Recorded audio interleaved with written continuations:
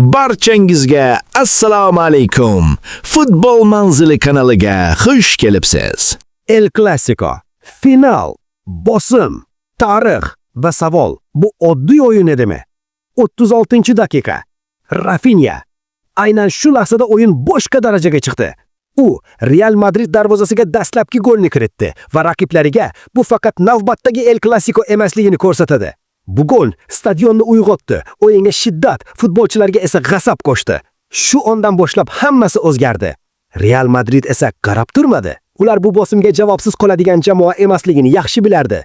Birinchi taym nihoyasiga yetayotganda qo'shimcha daqiqalar boshlandi va aynan shu payt Vinicius Junior sahnaga chiqdi. 45+2-daqiqa.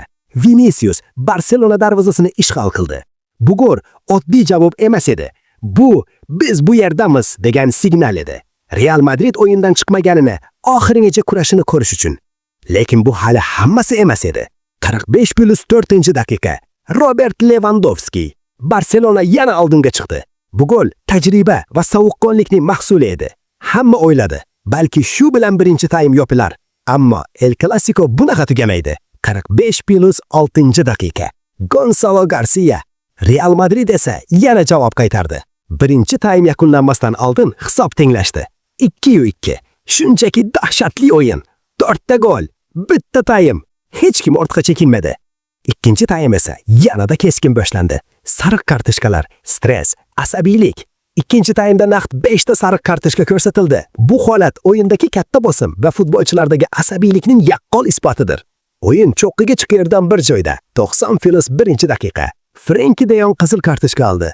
Bu lahza o'yinning taqdirini butunlay boshqa tomonga o'zgartirishi ham mumkin edi. Barselona 10 kishi bilan qoldi. Real Madrid esa raqiblari ustidan nazoratni amalga oshirdi. Ammo undan oldin 73-daqiqa. Yana Rafinha. U Real Madrid darvozasiga ikkinchi golini kiritdi. Bu gol o'yindagi eng muhim zarba edi. Barselona yana oldinga chiqdi va bu safar oxirigacha ushlab qoldi. Real Madrid so'nggi umidi sifatida 76-daqiqada Mbappe maydonga tushdi. Yulduzlar o'zgardi, lekin hisob o'zgarmadi. Bu El Clasico 3-2 emas.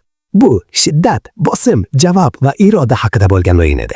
Va savol bitta, bunaqa olib El Clasico yana qachon bo'ladi?